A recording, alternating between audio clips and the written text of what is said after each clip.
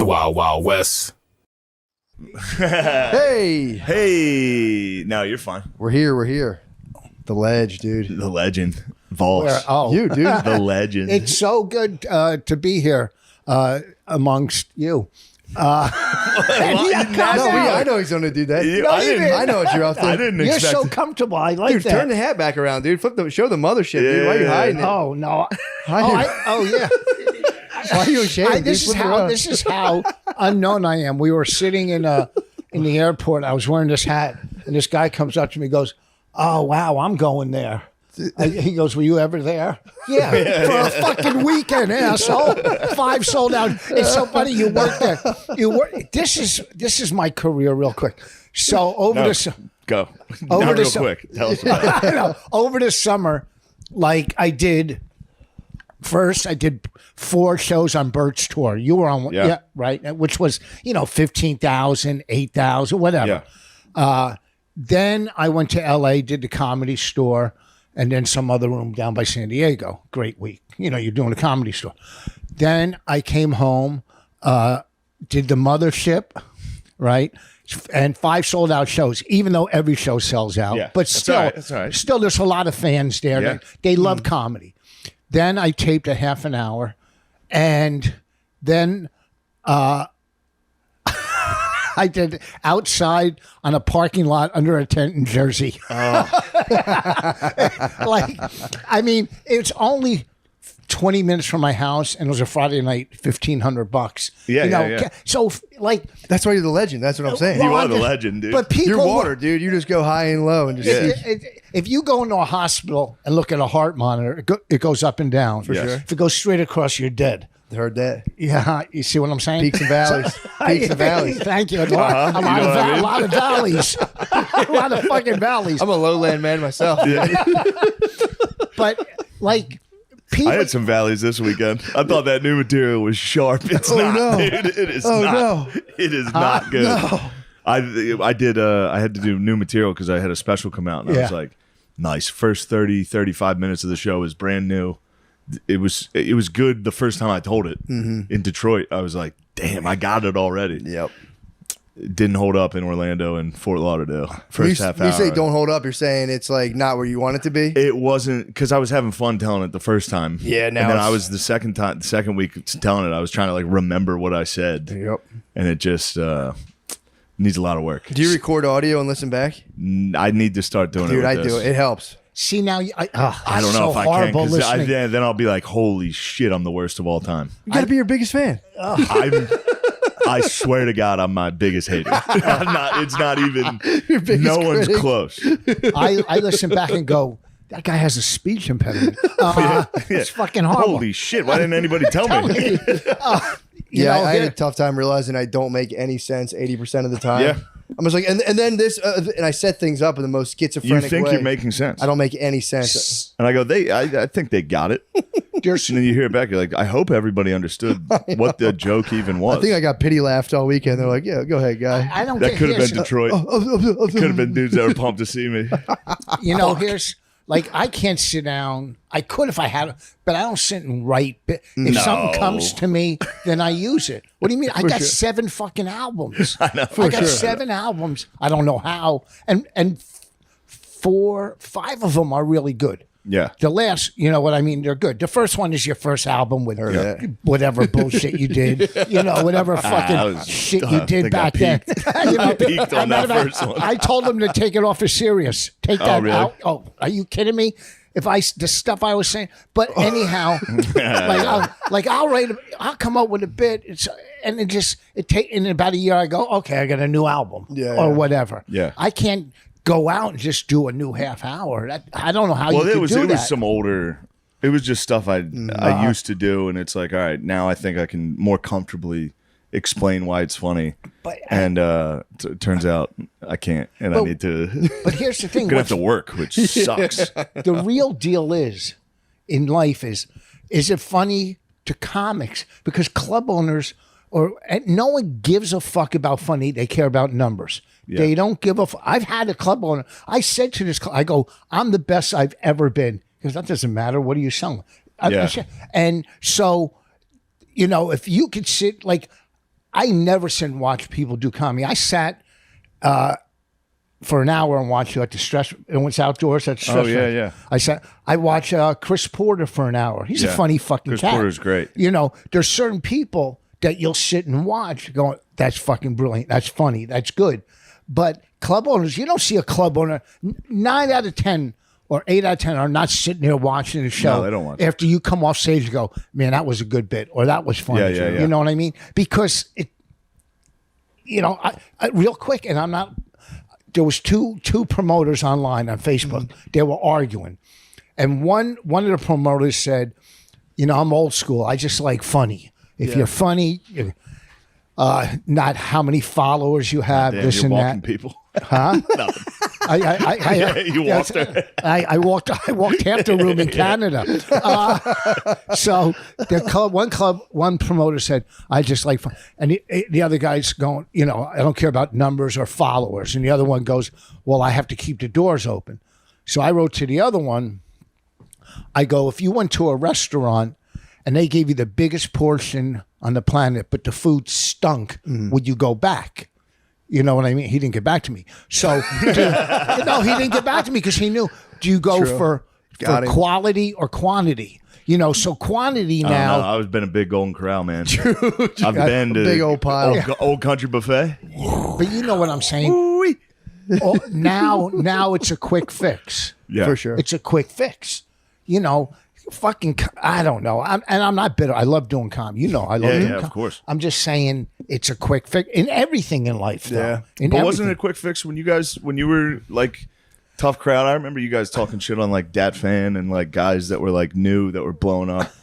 No, I don't mean to name first a particular guy. Yeah. I did apologize to him. Oh, good. Because me and Patrice were brutal It to was him. so funny. And I did email him saying, Yeah. hey, listen, I'm sorry that I did this back in the day. Yeah. And being he doesn't know how to read, it meant nothing. I should have just get back to him again. just drew pictures. What he's anyhow. So You hit him No, with the Hotmail account. I want you to know. I'm sorry. the By the Hotmail. way, I'm sorry for that. I didn't mean to take a shot. At Who- that I don't know I who can't it believe is. you did that. he was a good kid. No, listen, we didn't. I don't know. I mean, it No, wasn't. but back then wasn't it the same way though? Like guys would No, blow I up think doing guys stuff. back then would mainly go after kind of like guitar racks or jugglers or variety acts. Yeah. I feel like You know. comedy's better now than it was back then, though. Well, I'm just fucking. I'm kidding. I don't know. I just know I'm fucking great. True. You are like Neon. Dude, for you're real. Neon Dion. Dude. You're Coach Prime. You're Rich Prime, dude. Listen, I'm not fucking around. I don't fail You on don't. stage. Bulletproof. For real, bulletproof. Well, how I've can seen you you? in action. We witnessed it. I mean, this is a touchy subject. I know you're going to get fired up, but Oh, and that fucking Philly bullshit. Dude, no one's been able to do that. That no was one ever has done unbelievable. what you did on that.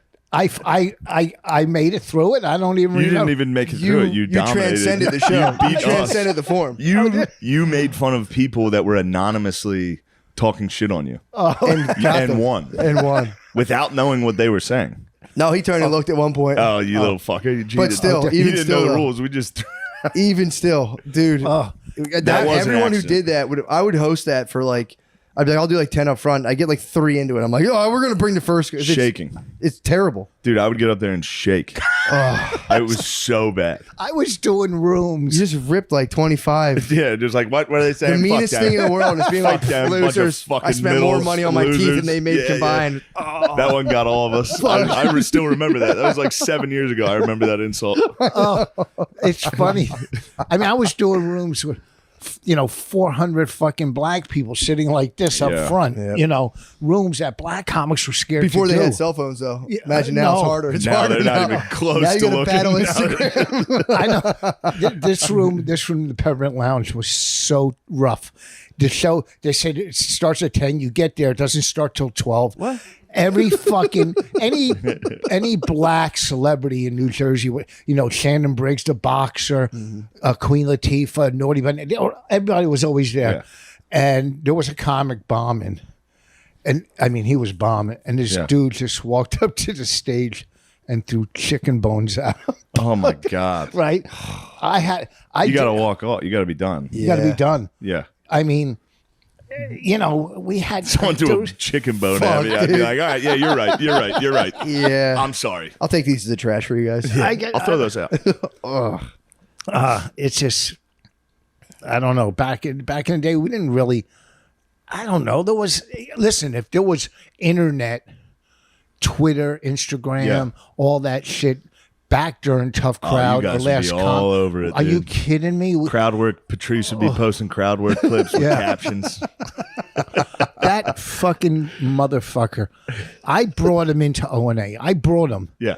The second week, he started trashing me. You right away. no. I walked him in. He goes, "What?" Like through the back, and Yeah. he thought, "What do you think you're in Goodfellas?" Walking me through the kitchen or whatever. Yeah. And so we were on there one day, and I was driving a little Porsche Boxer, and he had some big Escalade, and he's going, "You fucking." Oh, you guys were doing real well. He's going to me. Oh, He's fuck. going, he's going, "You selfish fuck. You have a little 2-seater," and and he's trashing. I mean, beat me down with your dumb Rolex. Not even real. I mean, I walked out of there fucking round. Yeah. 2 days later, I send him, I email him the price of his car new versus mine, Yeah. and mine was more. And he calls me laughing, going, "You're still thinking about this?" Right? He would just fucking kill you, and like it was nothing. And Yeah. then, I love you hashing out on the email, dude. Email it sincerely. Richard. My car's worth more Hash than it out on email. yeah, Just email someone my car's worth more than yours. it was a new car. Yes. It's so fucking and he funny. called me selfish because he had a big Escalade because that cocksucker couldn't stop eating cheesecakes and he had to have something big to put his fat ass in. I'm sorry. You're the fucking selfish whatever. Yeah. He was I was dropping him off one night in Jersey City. I got to use the bathroom. So we're walking to his house and he looks at me, he goes, "Man, I don't have a fucking thing going on in this business. No agent, can't get work, nothing." I go, I can't get hired. I can't. And we just both started cracking up and kept walking. we did an audition together, me and Patrice, for the head of casting for ABC to be the two leads in a sitcom. Jesus. Right? So we go in there. Patrice won't take his face out of the paper, and I can't act. So Hold on. All right, go ahead. So we're Sorry. doing this scene together, and Marcy Phillips, the head of casting, is yelling at me, going, "What?" I go, he won't look at me. How do I connect with him? Yeah. Well, I can't connect You with guys him. He turned won't on look each other in the audition. She goes, "Can you two just get out of here?" We got thrown, and we're walking down the hallway, and Ebby's cracking up, right? And all these executives behind us, and for some reason, I had gas and I farted. He fell on the ground laughing. We just fucked up this audition. That's the ultimate victory. Farted on the way out. That's the ultimate victory, dude. Yeah, your acting's good. I remember that O&A with where they Chad. had you read the lines, and it's one of the fun. If you can find it online, go watch it. With Chaz Palin, Yes. whatever his name is. Chaz Palminteri. Yeah. Yeah, They had snuck- Voss read lines in it like a show. It's so bad. No, they snuck. Okay. It's crazy. We used to argue on O&A who was a worse actor, me or Norton, because Norton's a blinking fuck, right? Little no chin blinking I saw fuck. something recently. It was pretty good. Norton? They're that show Colin Quinn does where it's like the cop show. Oh, yeah, the cop show. Where, Yeah. that I saw that clip. It's funny. It's very good. Yeah. But yeah, it took him 40 fucking years. All right. Little fucking mole. What a horrible head. Matter of fact, I was listening to him on the radio this morning coming in. I text him, I go, "How bad is morning radio that I'm listening to you fucking assholes?" So we're always arguing who's a worse actor. So I get a fucking text from the producer. "We want you to do a scene from A Bronx Tale with Norton tomorrow." I go, "Okay, no problem." So they have two mics set up for me and Norton. They go to commercial. They go, "After commercial break, you two will do the scene." Right? They didn't give me the sides the night before. They gave them to me when I got there. So they go to commercial. I go stand by the mic, waiting for Norton to walk out. They go back on the air. I go, come on, what the fuck? Then Chaz, whatever his last name is, Palminteri, comes walking, and I got to do the scene with him. And from the guy owes me 20, and I fucking stink, but he won't look. So I started blaming him. I started blaming him. I go, look at me. How can I do a scene without you looking? It was classic. I did his podcast like maybe 3 months ago, whatever. The nicest guy on the planet. Yeah. The nicest guy. Beautiful house. And he was a really nice guy. I saw him at UFC, and he was awesome. Oh, is that where you took the picture with the enemy?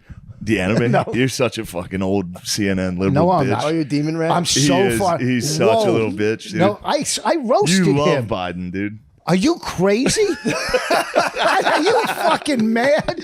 That's like saying you love the vaccine. That's like saying if you don't like steak, that means you like lobster. Look, you fucking idiot. You can hate steak and lobster too. I agree. That's fair. People. But you do love the vax. I would take a vax. Free Palestine. Free Palestine. Let's go. Ugh. I would free Palestine from what? So, all right. Chill. Your generation does. I'm not anti anything. I'm not anti. What's that? You guys love doctors, though. Oh, fuck you guys. You're rough. How old are you? 37. 37. We question everything.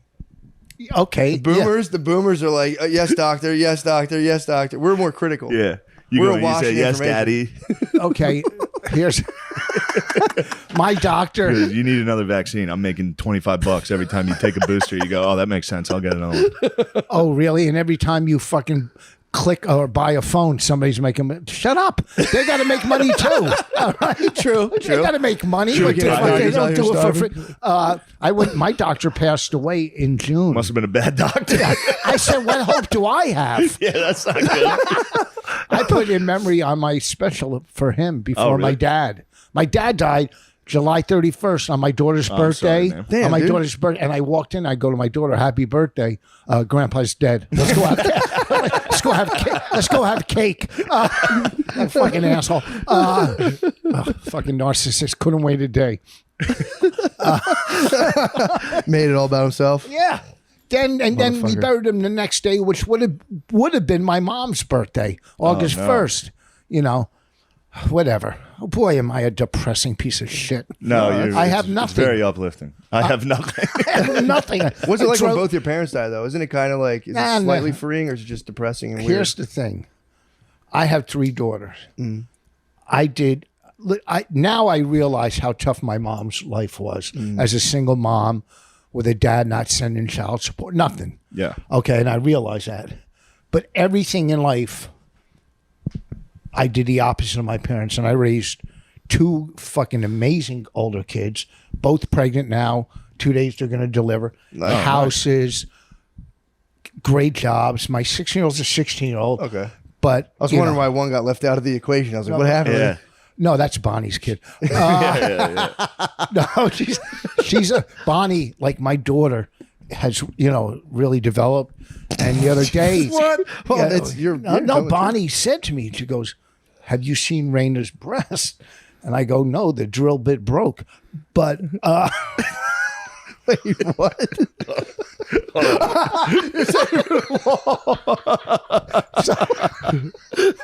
Hold on, I still don't get it.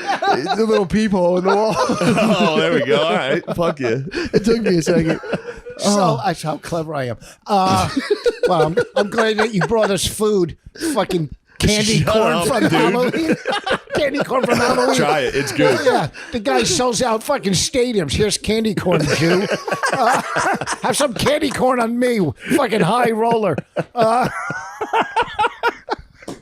Fucking the biggest act in the country. You want some stale cashews? They're not even macadamia nuts. They're fucking peanuts. Fucking peanuts. It's a peanuts, motherfucker. I'm a peanut. I'm telling you right now. That's a good combo. Try, get a piece of candy so corn, funny. an M&M, and some For real, some peanuts. the combo. It's a combo. You invented that, yeah. a real, good combo. real snack pack at Shane's. I could have. Oh wow, that was worth a fucking bridge and tunnel in 2 hours Shut in up. the car. Oh, that's one you guys basically invented. That's the funniest thing. I saw DeRosa did it. David Lucas was trying to roast him on Kill Tony. And he's in the middle of one of those, like, Joe, you look like... And DeRosa just turns to him and goes, shut up! It's just a knockout every time. If someone's trying to get a joke out, and you hit him with a, ugh, shut up. Shut up, stupid. Shut up, stupid. Fucking DeRosa looks like a bookend. He I love is that so guy funny. so much, dude. He is. He's getting funnier. He's such a good comic. The It's older he's unbelievable. getting, the funnier But he's he's more really- of a dickhead. That's awesome. But he doesn't care. Like he's so Yeah. good. He's like there's Kurt Metzger, so fucking Incredible. good. Yeah. These comics are so and they're whatever. Fucking DeRosa when we were doing Would You Bang 'Em? Did you ever? You did that? I don't with think us I ever once? got to do it. No. You never did Would You Bang 'Em? No. What's the show? Bonnie and I host it. We have 3 female judges and a gay judge. Nice. Comic comes out, does 8 minutes, and the judges take turns discussing whether they would fuck them or not after their set. Yeah, you can see why I've avoided this. Yes. You can see why I've gone, I can't do I'll that tell you one. a funny story. So we're doing it at Skankfest when it was in Brooklyn, right? And who was it? Oh, Ari Schaefer went out. Yeah. And one of the judges said, let me see your cock or whatever. And he's No chase- hesitation. Huh? No, I'm sorry. He's chasing her around the stage with his dick out, right? It was fun. It's fun. He doesn't. good time. She did say she would fuck him Yes. with consensual. yeah, just fucking around. Yeah. Louis C.K. is standing in the wings watching us, going, "I lost my career," and this guy's chasing a girl around. With, Yeah. You know, I mean, that story's been out there, so I'm course. not telling anything. For sure. You know, and there's nothing you can't say about Ari that he It'll wouldn't be agree fine. with. Yeah. I think he threw piss on people at that same show. Yeah. Ugh. Yeah. Yeah, that just brought everybody down. Hey, time for candy corn. Candy corn break. I don't think people care about throwing piss though. Throwing What's piss that? is okay. Yeah, they don't care about throwing piss. They No one gives a fuck. the powers above. Also, you can take your dick out at it. Like the alt scene. If someone asked, yeah. yeah, especially they like, do naked roast they do battle. naked shit the whole Yeah, time. true. Who? How? First of all, I would never do naked anything because I'd have Yeah. to fucking My Not even doctor naked sex. caught me. My Oh. doctor caught me fluffing it once. Last guy to Of see you course. naked. You got caught fluffing. Yeah, my doctor goes, Oh, "Don't worry, everybody no. does." That's nice of him. That is nice. Now he's fucking And he's dead. dead. He sounded like the man. He was great. He checked my prostate once, and I turned around and go, "That's all you got?" He's fingering my asshole. I came like a jackrabbit. Like naked roast, but like what? I don't understand, man. We might have definitely talked about it before, but when they did it in Vegas, I had Nate Diaz was in town, and I was like, "Come hang out at Skankfest. It'll be fun. We'll get fucked up. It'll be fun." As soon as he gets there, it's the naked roast. Who, Bargatze? Nate Diaz, the UFC fighter. Oh, okay, yeah, And yeah. he I just know. walks in and is like, "What the fuck is this shit, dude?" So we all went to the green room and we're just in there drinking. Him and his boys. As soon as one of the guys gets off stage, this fat naked comic walks in. They looked at each other. They didn't even communicate at all. All of them just got up and left. It's hilarious. They were like, "This shit's gay. What the fuck are you guys doing?" And I was like, "It's not gay." And then a fat naked guy came in, and I was like, "All right, maybe it's gay." I know the guy. I know the guy It's who was gay. the first. Yeah, he said it I was know. the worst Shout out feeling. Harrison, dude. Harrison. Walked out and he was like, "It was." I just watched Nate Diaz and be like, "Ew," and start to leave, and he had to be like, "Ah," to your naked body. Naked roast It's is so crazy to put. I don't understand what people think they're going to the get out of dick that. is the smallest because the adrenaline and all that. Your It's- dick is that big. it's crazy. You're It's on stage. horrible. Everyone in the crowd's just going, "Ew." Listen, when I take a shower, I have to put it. I can't look at myself. avoid- yeah. Dude, I just took a piss. I swear to before this. God, I hate myself. Hotel mirrors, and they have those fucking glass showers now. No, I got a good one for you. first of all, what? This yesterday, I had some grub before the show. That was something was wrong with this chicken. Yeah. Of course, I had 4 more wings. Tendies? First one went bad, and I was like, that tastes weird. Maybe it's just a different type of seasoning I don't know about. So I had salmonella. I had 4 wings. I got on stage. I've never had to shit on stage before. What? 20 minutes in, I was like, oh my God, I'm going to have to shit my pants. You have to do an hour? And I did an hour. Now, it went away, but it was one of those where it was Oh, like, my that's God. weird. If I have to shit on stage, this is a real problem. The next morning, I wake up, terrible indigestion, like really fucking. And I was drinking a little, not more than, nothing crazy for me.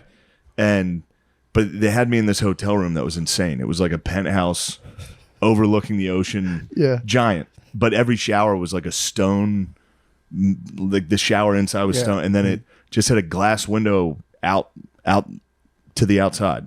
In the The bathroom? whole side of the wall of the shower was just a window overlooking the city. So the people could see. So like if they looked up, they'd see this giant naked guy like. In the shit. But I was like, oh fuck, I feel terrible. I'm gonna make myself throw up. Oh, man. So I had a toothbrush.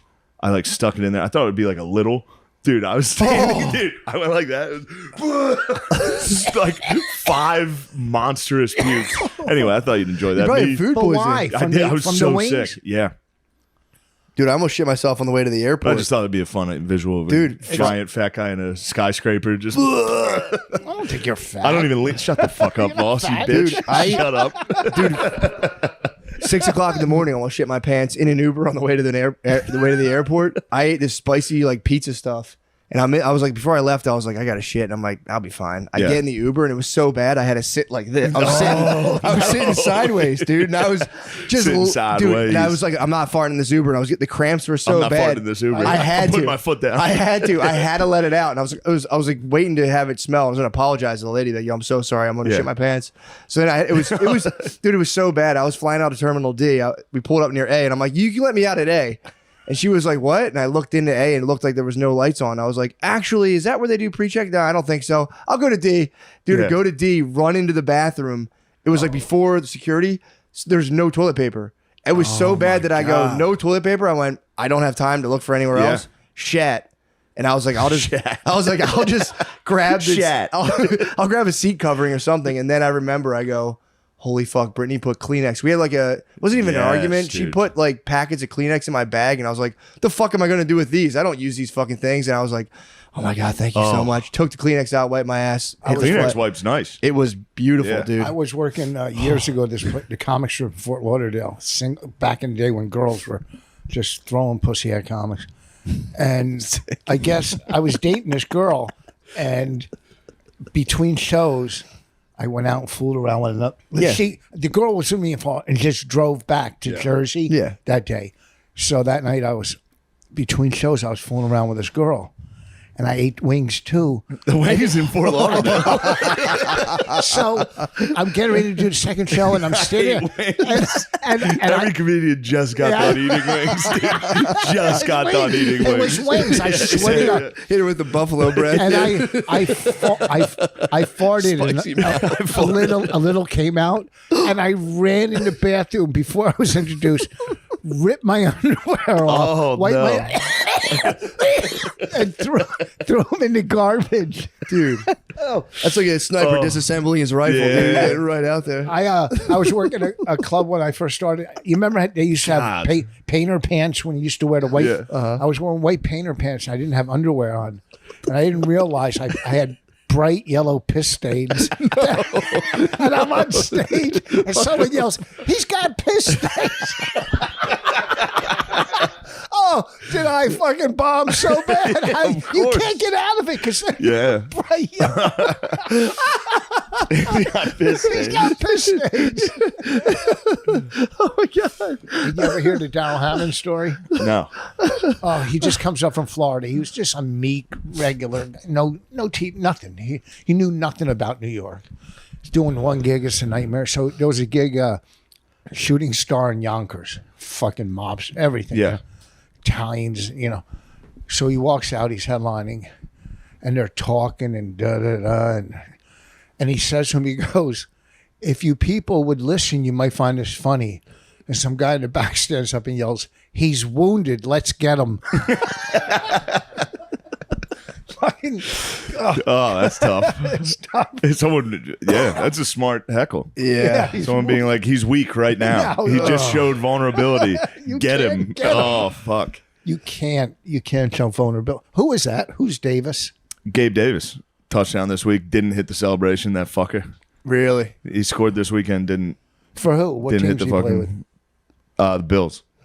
You're an Eagle fan, though, I am right? an Eagle fan, but I've come around on the Bills and Bills the Niners. Mafia. Yeah. Yeah. Once I started hanging out with kids, these young boys that are playing in the NFL, Athletes. and I love them. Wait, you know the? Yeah, Uh-huh. I'm friends with a couple of the guys.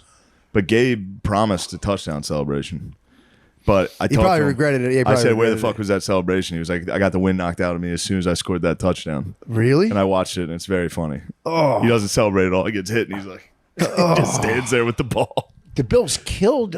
Who was it? The Raiders. The Raiders, yeah, God, I was they going to needed take that. them, They too. looked like shit against the Jets. Yeah. well, Yeah. The Jets, The Jets lost. are done. Jets they are done. lost. I watched that. They're Yeah. done. They're. Cowboys are good. They were Who nasty. do you like? I know You whoever's strike doing me it- as a Cowboys fan. No, when I grew up, Doesn't he remind you of a Cowboys Yeah, fan? he's With Cowboys bangs fan and shit? energy, yeah. Yeah. no, Backwards no. hat. Backwards hat. Growing up, backwards. Wait, okay, really, I'm going to wear it like this. You look good. Guys, You look good. It's goofy like No, that. you look good. No, You look good. Yeah. like this. Yes. Yeah, man. By the way, don't at- cough into the mic. You look like a general contractor. You look like a general contractor. I You am. look good. Listen, really? This, Yeah, which man. is Also, better? by the way, he's gonna wear hats forward from here on out. I Just always one wear compliment. It's over. He's going, wait, really? Yeah, you're gonna wear a I'm hat forward. taking fashion tips from you two. You look more serious. Probably should. These are fucking Jordans. One of my 40 pairs. I'm a headliner. Anyhow, so I grew up a Rams fan because I played on the Rams in Little League, and I grew up an Orioles fan because I was on the Orioles in Little League. That's a good reason. So those were my. But that was back Yeah. when Roman Gabriel and Yeah. Deacon Jones and the Fearsome Foursome and and the Orioles had 420 game winners back Yep. in the day.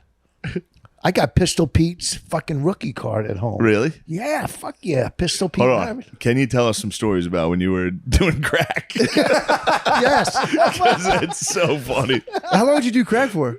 an hour. No, what do you mean? I mean, I was a drug addict. I mean, I started getting high when I was 15. Okay. Then you work your way, For sure, yeah. and then I Then you started do karate smoking and do crack. it. I smoked it. Crack is just a fucking street name for freebase. I like to say I did freebase because I'm more eccentric. One time, I remember trying to sell this guy's car in New York. He gave me his car to cop, and I went into cop, and I tried to sell it, but I didn't have the bill of sale, so I just took the radio out and sold his radio. I sold his radio. Here's a good one I used to do. That's backwards hat behavior. Backwards hat behavior. Oh, we were getting hoss with this. Dude. Billy was getting hoss. Frontwards, backwards. Frontwards, backwards. So, dude, I own you right now. I'm making you turn your hat forward and backwards. Okay. Oh, yeah. Well, you're going to trade me for fucking candy corn in prison? Hey, man, I'll give you him and candy corn for that other young boy. Yeah. We could use another young boy This here. was a great. We only This have was one a- young boy I know here me tonight. too. This was a great scam. You know how they have those fake $50 bills with advertisement on the back? Yeah, I remember that. And they look like real. And I would wrap 10 singles and then put the 50 in the middle, pull up to the guy, give me 6 vials, count it out, hand them, and take off. Yeah. One time I went, and this is in my act years ago. Yeah. One guy, I go, "What do you got?" He showed me, and I snatched him. He snatched. I snatched out of his hand, and he punched me twice in the head. He was fucking quick. He went, pop, pop, right? This fucking dude was quick, right? And I go, wow. But I drove away. I'm like, whoa. I mean, you got a combo off on one step. Pow, pow. But I drove away, and I'm hitting cars on the side of the road. Yeah. And I pulled like a mile down the road. I was so excited because it stole like 3 vials from him. Not bad. And I threw it in a pipe and I hit it, and it was soap. And the punchline, that's a true story there. And then the punchline, I go, "You don't rip me off when I'm ripping you Yeah. off. You punch me in the face for soap? What the fuck?" But it was soap. What the fuck you hitting me over soap? That's that's how committed he was. He was. And not only was it not freebase, it ruined my pipe. Do you know what kind of soap it was? Yeah. Dove? Free. I wouldn't mind hitting some Irish Spring. Yeah. It'd feel good. Dove. That's good. You stopped. It seems like a tough thing to stop. Oh, thank you. That is good. I Seriously. did. No, well, I got 37 years clean. That's awesome. 37, but I gamble. I mean, I'm just a product. I'm just, fuck. We've all got problems. Addicted to instant gratification. That's why we do stand up. True. Yeah. You're up there getting that fucking response. Yeah. Two more, like I say, 2 more hugs as a kid, we'd have a fucking real job. Fuck. Thank you, mom and dad. I mean, audience. Really, you got to validate my existence here at fucking Tiff's. Millions of adults use nicotine on a daily basis and know that not all products make it easy. When you chew, you have to find a place to spit, and vaping can make you look like a tool. Luckily, Lucy brings you the easiest way to get that nicotine fix. Do it anywhere and everywhere. No gross spitting required. This is fucked up, dude. No, it is disgusting. They're kind of coming at you. They are coming at me, but that's fine. They're right. Yeah, pretty much everyone does not like seeing that dark brown. I lived in a time where people didn't care. Yeah, And then I got to the big city, true. and these fucking city liberals, Dude, they hate to see a spitter. you gotta watch Yellowstone. I watched 1883, Yellowstone. I haven't watched 1883, and but it's I got to wanna be this say- exact same No, dynamic. dude, Yellowstone shits. It's modern. I know, but It's not. It's, I've seen parts of it. Everybody says it's good. Everybody says it's good. dude, embrace your nature, dude, and watch it. I saw one scene where a girl was playing poker with all these guys. She's a tough bitch, It dude. pissed me the fuck off. And I then didn't see that part. You'll see. There's one scene. That was the only scene I ever saw. She's a and I bad. was They this have a is badass garbage. lady who's like a business. And all the badass. ranch hands, they got in like a fight. They're all drinking whiskey. They're like, Dude, just another day here at the Yellowstone Ranch. you gotta watch it. True, but you have to watch it from the first episode. I found it just the shots of It was like gripping. It was gripping and compelling. It was gripping and compelling. But anyway, dude. Luckily, Speaking Lucy of brings you the gripping and easiest way to get compelling, that nicotine nicotine. fixed. Do it anywhere and everywhere. No gross spitting required. I already read that. For the nicotine experience, try Lucy Breaker pouches. Each one has a jewel-like capsule inside I that do cracks love that. open to release flavor Bursts and in my hydration. fucking mouth. How about flavors like berry citrus, apple cider? What do you think my espresso? favorite is? Berry citrus. No.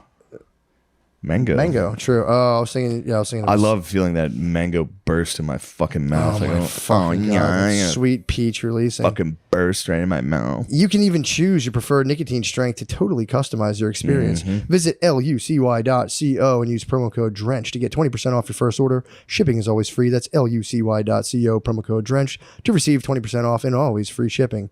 Here comes the fine print. Lucy products are only for adults of legal age, and every order is age verified. This product contains nicotine. Nicotine is an addictive chemical. God damn it. True classic. When you find a clothing brand that works for you, you're going to want to make it your entire wardrobe. True Classic is our pick. They've got amazing t-shirts that just fit. They're italicized, not mine. They're slim, but not too slim. Not So too they slim. so they show off what you're working on and what you have and hide what you have. And you got to go. hide your body. True Classic tees come in packs, so you can make one easy purchase and have shirts for every day of the week. That's crazy. That's crazy. Packages of t-shirts, where the hell they come up with that?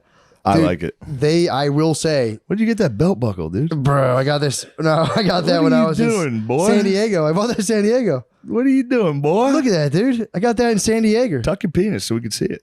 Hold on, let me tuck my penis in. Ew, Matt. Not What? under the fucking boxers. I wanted to tuck it down. Ew. I'll show you my thing. I don't want my little thumper popping up. I will say, I've been a Uniqlo t-shirt guy forever. True Classic has eliminated. There's been a battle in my closet. True Classic rules. True Classic for real. Uniqlo. I'll tell you what. They don't even sell XX. That's bullshit. I go into that store. I leave humiliated City every slicker time. shit, bro. Yeah. It's not for fucking I go in there. cowboys. I get not for big cowboy. I am a big cowboy. Yeah, dude. Obviously. Big games for slit. Big ranch hand. City slicker bullshit. I Dude. drink I'm good. whiskey. I play poker with girls. I say she's tough. She also like fucks one dude and is like, "Don't say you love me. Fuck off." Yeah, that's shit. I'm not watching It is kind of funny. The guy's like, "Do you want to come to a music festival?" And she just pushes his face and she's like, "Shut up, pussy." I'm not watching that. It's so fucking sick, No. dude. Kevin Costner, dude. Kevin Costner's awesome. He went from Dancing with Wolves. Now he's battling the Native Americans. Never even thought of it like that. What's going on with True Classics? Sorry. Let It's their all right. quick dry active wear. Once the weather cools down, pick up their long sleeved Henleys and stock up on their jeans, joggers, and puffer jackets. Let their quick dry active shorts be your best friend. They're stretchy and make. I need a new best I friend. need a best fucking friend, dude. And made with a sweat wicking blend to keep things cool and comfortable. You can even swim in them. So if you're ready, upgrade. These guys are crazy. So if you're ready to upgrade your look and your wardrobe, shop now at True Classic Tees. You think Uniqlo's selling fucking swimmable fat guy shirts? No way, dude. No. No, shorts. Oh, shorts. I thought it was a shirt you could swim in. I was like, damn, that's so embarrassing. No, short. They're saying there's shorts that you can swim in. It's fucking nuts. And their t-shirts come in fucking packs. I do like the shirts. Shop now at trueclassictees.com and save 25% off with the code DRENCH25. That's trueclassictees.com, code DRENCH25. Drenched. That's DRENCH25. Look your best, feel your best, and be your best with your best friends, True Classics. Your real new best friends, True Classics. Finally, a new best friend I can count on, True Classics. Trust. That doesn't betray me. You fucking backstabber. I know what you did. That's city slicker talk, dude. No, you're a city slicker. What are you talking about? I'm from Mechanicsburg, dude. What? I'm from the hills of Delaware County, dude. No, you're from Delco. That's city Nah, slickers. they started building fucking all these developments on Nah, my you land. I was city at the slicker. ranch. I was going, what the hell? I'm at the Yellowstone Ranch going, what the- Yeah, true. No, Matt. You're not even good at horse noises. That's pretty good. yeah, dude, I do them all the time. Let me hear a good cow. Shockingly good, Yeah, dude. dude, I do animal noises all fucking Oh day. yeah, fuck. What do you, I've never heard someone go with the deaf cow. What? Like you're That's how going they from the. sound. I know it sounds perfect. Everybody else goes moo. No No, way. you're going.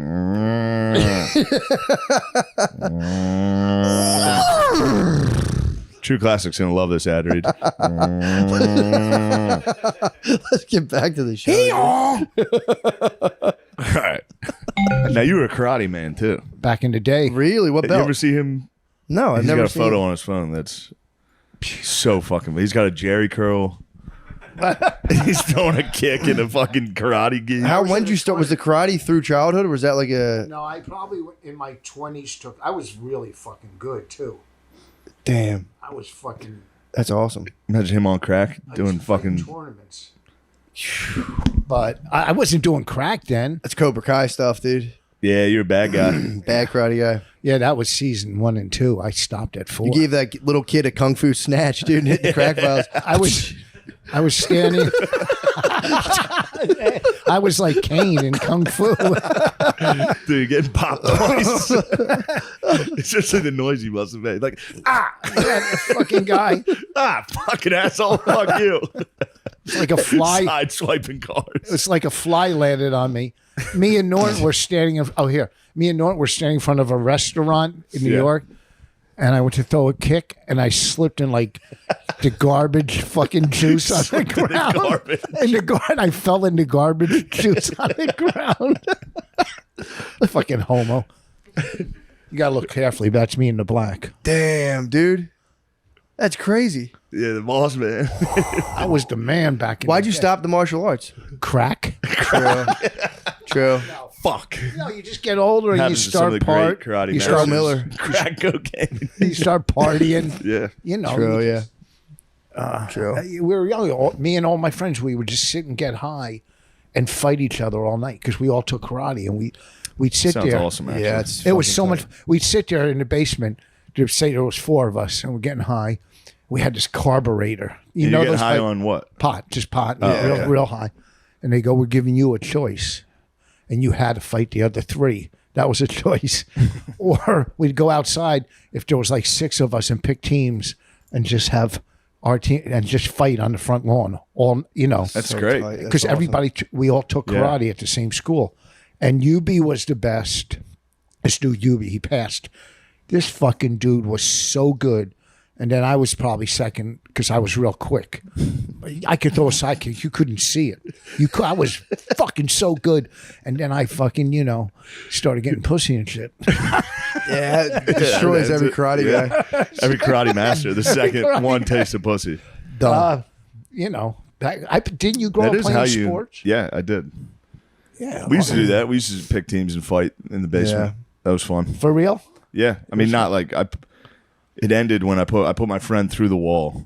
He was on my back strangling me, so I ran as hard as I could backwards into the wall. Nice. Just put a body-sized hole in the drywall. No more wrestling. There was Yeah, this guy- that was immediately. We were all like, "Oh my god!" Whose house? Was it your house? Yeah, it was mine. Yeah, Oh, Phil he was steaming. Yeah, dude. He was fuming.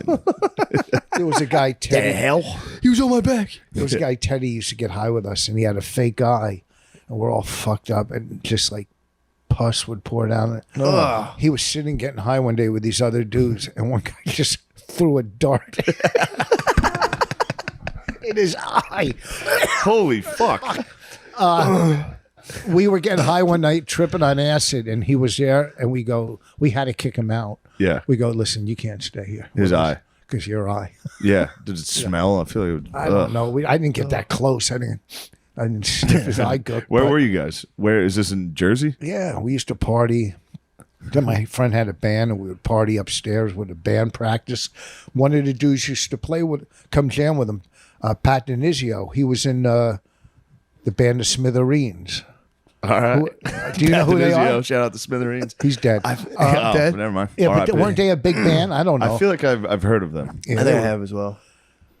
I don't know. These are just old war drug stories, partying growing That's what up. I like to hear. You know, we were fucking, before Coke. And I mean, if you think about it, I did have a lot of fun at times.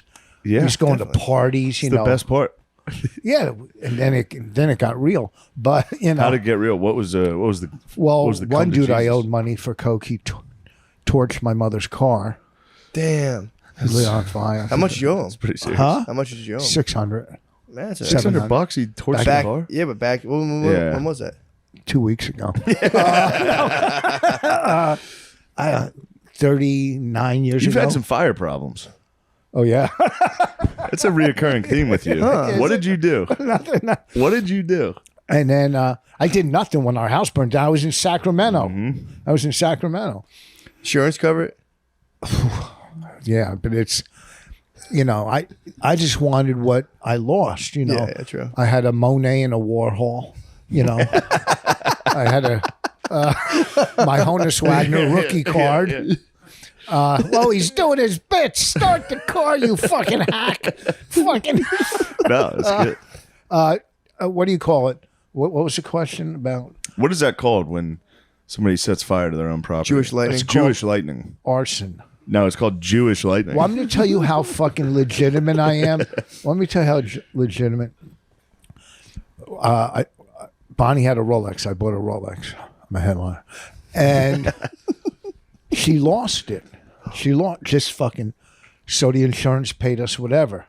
A year later, I found it. It was in one of her shoes. I called it and I mailed it back to the insurance company. Because if I would have kept it, that's fucking fraud. Yeah. Yeah. And I'm not going to jail Yeah. for some bullshit. True. You know what I mean? So in life, there's one thing I believe. I believe in karma, for real. If you do good things, I do this podcast.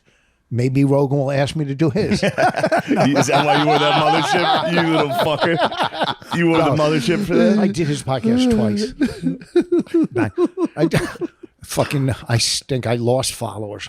No, those one-on-ones are tough, especially when you're like, all right, this is it. This What's is that? big. When it's just you and Rogan. No, it was. There was I had my first time was pretty tough. Yeah, that'd be scary. It man. wasn't Yeah. tough because I've known him for 30 Oh, that's fucking right. years. Yeah, I've yeah, known yeah. him I didn't from know day him, yeah. one. So, it just I didn't know Rogan was such an O&A guy. everybody. Well, Yeah. back then they were fucking the thing. Yeah. They were. Plus, he would go on too as a Yeah. guest. Back then before. Well, no, that's what I mean as a guest. I didn't know. I Yeah. didn't. Yeah. Yeah, he told. I mean, those guys have lost their fucking minds. Who O&A? Oh, Yeah, they're getting what a little the wild. fucking. They were ahead of their time. Well, they were. Yeah, They, they waited were. 10 more years. They could have just had a Yeah. successful Well, pot. Well, weren't they like going into churches and like Well, they did that. They got kicked off the air for 2 Yeah. years. What was the church thing? people were going to Sex have with sex? Sam. You try to have sex in different places in New York. Just stick it in, Oh, and you get fuck. points. Yeah. So a They couple to a went into confessional. St. Patrick's Cathedral. Is that the name of it? Oh man, Were St. you- Pat's Cathedral. Where you Oh, guys In a worship confessional. your I would false never. gods? You guys like don't- Ethnocentric do not religion. do that. Coming from a very Do not do ethnocentric that. religion. Yeah, they Worship your own Free history. It's really Palestine. weird. it's, Yeah, you guys do just worship your own history, isn't that who's that? the Jews? What about us? You guys Yeah, worship your own history. That's well, the whole we're, point of we're your. not solving and curing diseases and helping modern technology to move along in society and making it so you fucking Now name the idiots bad don't- things you guys do too. Now, name, name the bad things you do also, Here's- 'cause you're saying the sit good here. things. Let's sit here and think. You're saying the good let's things. sit here and go, why don't we have polio? I'll tell you why. Because of Jews. Okay, why do the we vaccine. have why do we have cell phones? Because of Jews. True. Did you Okay. start cell phones? They do all the technology. Listen to me, you fucking. Here's the thing. He loves this. Listen to me. Nobel Prize winners than anybody. Oh yeah, that was my next one. For I know you. science. For science. I know you. For science. I don't want to get into it. Jewish 'cause people are very intelligent. It's hard to argue with Savvy. common folk. Very Almost too savvy.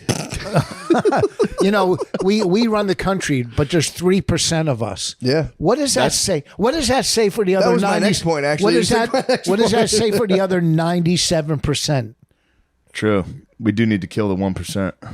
Well, that's the 1%. That's not us. You can look up the 10 richest people in the world and not Jews. Well, they probably keep themselves off the list. They're No, writing it's the list. hard. They wrote the list. They wrote the list. Yeah, obviously. Okay. See, you know what? You guys love lists. I'm a fan of Jewish. Welcome to the Midwest podcast. I'm a fan of Jewish success. I love Jewish Yeah, I people. love it, man. No, you don't. I I really swear do. to God, I really do. I like Jewish people. Why would I not like Jewish people? Well, not Hasidics. It's fun. True. It's fun for real. Who likes those guys? not even Jews. No, I don't. I can't think of anything. It's the thing is, we get blamed. It's. But what's the religion? I never understood the I'm religion. going to tell you something real quick. What the Jews need for real Yeah. is like a Malcolm X for Jews. Somebody be that's you. that aggressive. If I was intelligent enough and well spoken, yeah, true, You know true, what I mean? I think. If they ask for my diploma, then I'm fucked. Isn't that the ADL? Isn't that like the Malcolm X? Anti-defamation league. Yeah. Oh yeah, Yeah. they're real. They take an ad out in the Hollywood Reporter. Stop anti-Semitism. Yeah, that ought to do it. Yeah. Because those kids that are burning down synagogues are reading the fucking Hollywood Report. Oh, they said stop anti-Semitism. Oh, give him back his yarmulke. You know. That is funny. They put it there. Or In wherever. that magazine, it's going just straight to other Jewish. The only Jewish people are reading that. It's so Like, they oh, need- what movie are we making next? Yeah.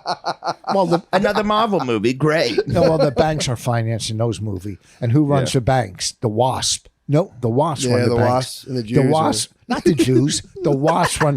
Your people run the banks. We're not wasps. We're not Catholic. wasps. Who, Oh, true. Who owns the most property around the world? The Vatican. Catholic Church, baby. Yeah, 144 million acres. Yeah. But 144 Bill million. Gates is catching up. He's getting a lot of farmland. That No, guy. not 144 million acres. They don't fuck with Jews because we control the weather. So Yeah, we'll we need fucking better flood weather. there. We'll flood your stupid acreage and give us back our artwork. Anyhow, the Catholic Church has so much power. Okay, you don't hear rabbis fucking touching kids around the country, do Yeah, you? you do. Yeah, that's Whoa. pretty They've been funny. sucking Saul? dicks and giving kids herpes or in this city. I was just thinking You didn't know about about that? Two guys. Two fucking dudes. It's fuck endemic. I heard it's also endemic in the. Now you sound like What? a good Catholic, though. What's That's that? a good Catholic It's a couple response. It's bad like, guys. dude, two guys. I don't know how powerful the Catholic Church is these days. It's still rich, but it's not. It's lost a lot. Well, there's a lot. People get more. You know, every group has their day in the sun. True. Yeah. With power, you know, goes from this person, that person, females to males to gay to black. You know, it when do depends. females have the power? Never. What? You've been hanging around with your wife too much. Dude. You don't think females- don't have any power? You don't and that's think- coming from a feminist perspective. True. They deserve more power because right now they certainly don't have power. True. Well, not in my house. I wouldn't be misogynistic. I would not be misogynistic enough to say the war's over, the fight's done. That's They've got right. No, power. I'm not saying You're it's talking about done. like back in like pre-modern Well, I mean, societies? look how. You're What, talking yeah. about fictional stories of his like civilizations that had female leadership. because they really never They did. never had them. Yeah. Oh, There was really? always really clearly Gold of my general. Cleopatra. Gold in My Ear, which the movie's coming out soon. What's that? Gold in My Ear. She was the prime minister of fucking Israel back in the day. She was fucking amazing. She was amazing. Yeah, Israel's no bigger than New Jersey, surrounded by enemies. Surrounded by enemies. Just like Jersey. Just like Jersey. Surrounded by enemies. I wonder how they do so well if it's just a small country surrounded by enemies. Well, we help them with the military. Why do we help them with military? Because well, Jewish lobbyists. No. Okay, I hate fucking spreading knowledge amongst people that won't remember it the next day. But what I'm going to tell you, after the 6-day war, Yes. Yeah. after 7 countries Gave back Sinai or the peninsula. Yeah. gave back land in Egypt, traded, and no country gives back land after war. If that's the case, we would lose Texas, Yeah. So it was a trade. We gave back land to Egypt. And What was the trade? What did you guys get? Because you guys are savvy military help from the United States. They made the treaty. businessmen. What a United deal! States. What a deal! Yeah. You What have a deal to keep a give land piece- back. Yeah, to give shitty land in Egypt It's not back. shitty. The Toll Brothers could build so many condos there and townhouses. It actually, I think, is pretty good land because I think it connects the Gulf to Fertile the Crescent. Mediterranean. I'm doing Israel in January. I never been there. Really? Can you Yeah. go for free? What's that? Can you go for free? Yeah. It's too late. It's too late. At a Yeah. certain age, you can. Not with that backwards hat, bro. He'd be like, Backwards hat, "Thank yeah, you could mister." sneak in. Thank you, mister. Yeah, Listen, fucking perfect teeth and hair. Let me explain something. Every time I look at this fucking dreamboat, I want to He is fucking a smash him. dreamboat. This Pisses little me off. fucking this little dreamboat that's fucking too pretty to be funny. But That's too pretty. My curse. It's my curse, dude. this fucking little slim body and this little. He does have a nice bod. An hour in prison, you're done. I can't lie. I'm a pretty boy. It's Get gonna some fall. I badass cannot sleeves, wait dude. till you lose your. I can't wait till you lose your hair. Oh, nothing will make me happier than see you in 20 You years. still have hair. Yeah, but it's going in the Yeah, front. you I'm look losing. great. What are you It's talking not about, bad. dude? Yeah, Mine's going. Your hair's looking fast, great. bro. It's coming. Mine's going bad. it's crazy. that's like when you find it in the shower or something, and you pick it up and you're going, there's cum stuck to it. Fucking, from the night before. clump in the From the drain. night before. Yeah, my bad. If I don't do the sheets fast, it start looks coming. for real. It's crazy. Whole thing Yeah. is white sheets. It's just covered in hair. It's pretty depressing. What, you got to go soon? I don't think I'm doing that other one. Oh, Why? What fuck. time is it? It's 20 after 2. and I'm Okay. What supposed to be there. time? We're at 50. Why don't you get over there? You can make it if you. Oh, you drove. Fuck. Where are you gonna go? Actually, that'll be quicker. He's doing Are You we- Garbage. Are we Yeah, go- dude. You should do that. Yeah, I'm good. Well, I'm going to try, but You here's got a special out. no, it comes out to the 26th. 26. The 26th It's on, one of the Gas Digital ones. on Viewmaster. You'll be able to find it. YouTube/Rich Voss. Or go to richvoss.com. Plus, we're starting our podcast up again. My wife hates me. Yes. We're starting that up. That is good. That'll be everywhere. My She's wife very hates- good at talking shit to you. She's funny, man. She is funny. You know how many comics have throughout history have stole her style and my style? I mean, listen, we're just icons. Hey, listen, I'm going to go, but where can a guy on his way, if I wanted to stop and get a bag of peanuts, is there a place on the way where a guy can just, after November, December, still buy candy corn anywhere? Do they still sell it, or only that month of October you can get it? Shut up. Shut up! Shut up. Not even water. This is the fucking Shut up. low budget podcast. I'm done. Get Go to up. What the fuck was that? You look like a dog taking a shit. What was that? His back crack. You hurt your back. Within reason. Yeah, for sure. So I don't want people to panic. Yeah, well, dude, so to be honest, I was watching the documentary last night, and I was just like on the way to a holiday party, and I got really stoned from a vape pen. I haven't been smoking like that, and I was just like launched, and I started watching your documentary, and I just started bugging out. I started thinking about just the vastness of the cosmos, and just kind of the the inevitability of there's got to be some other sort of consciousness or life form out there. And it's like, I was bugging. I was like with my wife and I was like, dude, turn it off. I'm freaking out right now. At what point did you turn it off? When we got to that the NASA conference or before? It was before that, but we were, I just started thinking about it because it was all these like, there's these like Congress meetings and all these people. And it was like the line that, I don't know if it was from that or someone said it, but it's like, why would these people put their credibility at risk for no reason? No. Come on. There's a there. Yeah. So it's like, and so, just tell us a little bit about the documentary. How did you get into all that? And like, what kind of like launched you into identifying the UAPs now, not UFOs? Yeah. Well, yeah. So, UFOs, unidentified flying objects, and it went to UAP, unidentified aerial phenomenon. And then it because they're coming in and out of the oceans as well, they changed it to unidentified anomalous phenomena. That's where we're at right now. To me, it's like they're just making it harder and harder to say to obscure the truth. That's what I'm coming. It's like you unidentified alarm. I can't even say it. So I'm like, now I'm out of the race. And UFOs had a bit of baggage. There was always sort of that knee-jerk reaction when you mentioned UFO. So I think they wanted to kind of, steer away from that. Yeah, stoner stuff. Yeah, get into the UAP stuff. And it was really funny. I think it was today or it was last night. Senate Majority Leader Schumer is being like hammered in the press. I don't know if you've seen it yet or not. And the guy's like, you don't know what it is. Therefore, it's a UAP. You wrote the legislation. Don't you remember? Like, he's like, well, we don't know what they are. Therefore, it's a UAP. He was probably so blazed when he wrote the legislation.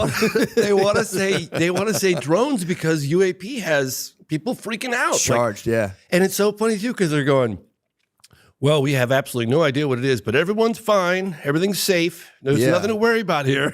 Sure. So there are just like tons of drones popping up and everyone's freaking out because nobody knows whose they are. I initially, on first look, I was like, oh, it sounds, conventional because, UAP demonstrated technology that's sort of light years advanced from anything we have. But then I started doing a little deeper dive and I'm hearing reports that they're evading the military, radar, FLIR, they go dark. They have a loiter time of hours and hours and hours. Then the Coast Guard reported being followed over the ocean. I mean, it just something weird is going on. I don't know exactly what it is or who's behind it, but people are scratching their heads. That would be crazy if it truly was like an alien consciousness, but this was their like mall kiosk of them like flying around holiday toys and being like, check this out. And everyone's freaking out. Watch us freak out the humans. Look at them run. So just take us through. You don't have to obviously give the whole documentary away, but it's like, how did you get into that? And like to what depth does this whole phenomenon go? Because like you were saying, when I grew up, it was just like aliens and you'd get a poster with black lights of an alien being like, peace, man. Right. But yeah, the more you hear about it, like they just came out of nowhere. Like the government, I feel like a couple years ago was like, oh, by the way, aliens are probably real. And everyone was just like, what the fuck? What are you guys doing right now? Yeah, well, I mean, so how that came about, I'll back up a little bit and tell you how I got into it. And I had a father who was a journalist. He was a quadriplegic with MS. And so at a very early age, I was traveling around the world with him because I was his legs, I was his chauffeur, I was his nurse, his secretary, we just traveled together. He was a mainstream journalist. We interviewed people like Stephen Hawking and race car legend Dan Gurney and just did a lot of cool stuff together. And so I had a sneak preview into journalism pretty early on in my life through my dad. And then I had a high school buddy of mine that when we graduated, we were 18 and we flew to Europe and we bought a used car, Renee Harris, and we bought a used car, drove from London down to Portugal. We were really close, man. We were like brothers. And then we parted ways for like a year or two as things done. He had different things going on, whatever. And then I, reunited with him. And he was suddenly into this whole UFO thing. And I was like, oh, God, Renee, man. Like, I remember thinking, I'm going to have to cut my best friend loose. Yeah. Like, this is really unfortunate, And he was talking about Roswell and UFO crash and alien bodies. And I honestly thought he'd lost his mind. I mean, I really did. Yeah. What year was this roughly? Probably 93. Yeah. Maybe 94, 93. You were looked at as crazy back then for it. And so anyway... I was apprenticing at a video production company, and I went into work, and I was telling my buddy Richard Van Sickle about it, and I had really looked up to. He was 10 years my senior and really professional, great guy. And I was like, oh man, my really good friend is like suddenly gone off on the deep end. He's into UFOs and aliens and spaceships that crashed in Roswell. And my buddy Richard looks at me, he goes, you didn't know about Roswell? I was like, how would I know about Roswell? No, I don't know about Roswell. How would I know about Roswell? He goes, well, the government actually admitted that they did recover a fly. Really? He goes, yeah, check it out. Like, they actually admitted it. And then the very people that were involved in the cover-up came forward on camera before they died saying it was original, the original press release was correct. So I was like, oh my gosh. I started looking into it. Went to a few conferences, met a few military guys, and I was like, God, maybe there's something going on here. Mm-hmm. And so I told my dad, I was like, I was doing video production at the time, and I was doing PSAs and things of that sort. And I was like, I think I'm going to do a documentary on UFOs. And my dad was like, oh my God, please, son, don't do that. Like, he literally said it's a dead end street. There's nothing to it. You're wasting your life. Please. And not only did he was begging me, he had all of my other members, because I was born in England, of the family, writing me letters saying, your dad is very concerned about you. Oh, you were getting like English letters about it. Don't do it. That'd be a tough. There's like a scolding. Just like I'm reading Bertrand Russell's autobiography, and there's a lot of like English letters, and they're pretty. Yeah, they'll get you, man. Anyway, a stinging letter. My grandmother used to call me a rapscallion, you hooligan, you skiver, breaking into the house at all hours of the morning. Yeah, she was. So your whole family's so like, my family's like, please reconsider. Your dad's very concerned, and I just was like, well, I'm of course being a Taurus, I'm a bit stubborn. And I just went all in, and I think it took me about 4 years. And I was at the end of it. I was like, I'm never doing another UFO doc ever again. But I sold it to Discovery Channel. It aired on Learning Channel, and I kind of got the last laugh. And then I got invited to Russia, and because I got invited to Russia, which I ended up going in the late '90s and meeting with generals and cosmonaut Pavel Popovich. And then I got an invitation to meet with Mercury astronaut Gordon Cooper, because I've been trying to get interviews with him on my first doc. And then all of a sudden I was like, well, I guess I'm doing another doc, because I got all these amazing interviews and I went to Russia and stuff. And so I did another one, and that one was called Out of the Blue. And that took me 5 years. Okay. And I finished that and I said, never again. I remember my partner was in a fetal position crying, and his wife's like, you're killing my husband. Like, stop. What was wrong with him? We were pushing each other so hard, so hard to do a good doc, right? Mm-hmm. It's like you just get to the end and I'd been there myself. You're broken. Yeah. And so I was like, well, I guess the documentary's done, because I didn't really feel like it was where it needed to be. But we were all out of steam. We were out of money. I pushed my partner to the brink of death. And his wife was screaming at me, so I was like, all right. So then we sold that to NBC Universal, and it aired as a 2-hour special on the Sci-Fi Channel. And then 3 years later, I owned the rights again, and I was like, oh, I'm gonna pick this back up and make it to the film I always wanted it to be. So I spent a couple more years on Out of the Blue, and I released that as a director's cut. And in the process of that, I broke a big story with the governor of Arizona, Fife Symington, who there's a very famous Phoenix Lights case that happened in March 13th, 1997. And the governor poo-pooed it at the time. And then 10 years later, I met up with him. It's like, why did you poo-poo it? You had one of your aides dressed up as an alien. He came and mocked the whole thing, and all your, constituents were upset. And he admitted that he saw it too. So then that happened and exploded in the headlines. What did he see? Oh, he saw the lights. Oh, he saw a craft. He saw a big, all connected boomerang shape. He said it must have been a mile from wingtip to wing across, because it was so big. Why did he poo-poo it though? He said that there was overwhelming fear, like people were just freaking out. Oh. He contacted the local Air Force Base, Luke Air Force Base. He contacted the Pentagon, and they all shrugged their shoulders, according to him, and said, "We don't know what the hell that thing was." What? So anyway, I broke that story, and then I got. I hope you don't mind. I'm giving you a longer version of this. No, I like it, dude. Yeah. So I broke that story. And it catapulted me into the limelight. We were on all the talk shows, Larry King Live, with the governor, and I thought, gosh, this would be a really good time to capitalize on this attention, because media coverage is very fleeting, and it only happens. You're lucky if it happens once in a lifetime. So I was like, hey, let me capitalize on this, and let me do an event at the National Press Club. And so I did, with my friend Leslie Kean, and it was 2007, and we flew in 14 military and government officials from 7 countries, and held an event at the National Press Club. And I shot the whole thing on HD, and then I ended up making a movie about that, which I sold to A&E called I Know What I Saw, and it was a 2-hour History Channel special. So then I was just like, I'm done with UFOs. Like I'm done. Yeah. Like, and one of the things I've learned is never say never, because I've said that so many times in the past. But then I stepped away from it for a little while. Excuse me. I did a film on the BP oil spill in 2010.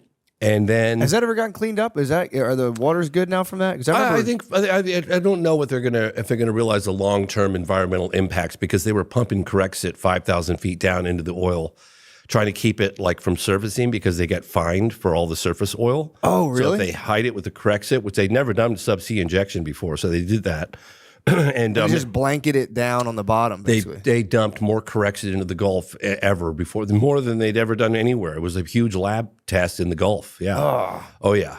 I've been In fact, personally boycotting BP forever since that. So I won't get their gas. So I think it hurts there's only 2 times where I've almost been killed. I've been threatened to be killed in all my filmmaking years. One of them was when I did the BP oil spill film. There was a fisherman. He was head of fisheries for a number of different states.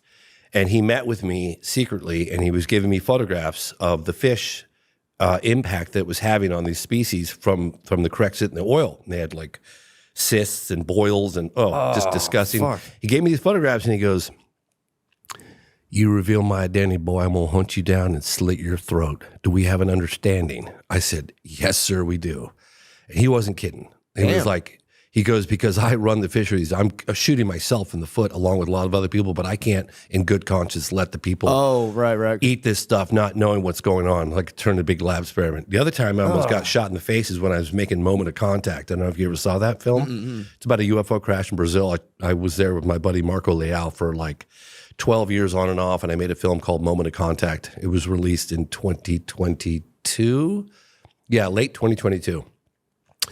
And we tracked down a guy who'd been hiding for 26 years, who allegedly was driving the car during the second capture of a live alien. I know it sounds nuts. I'm with you. Well, hold on. Explain that. I don't know what you're talking about.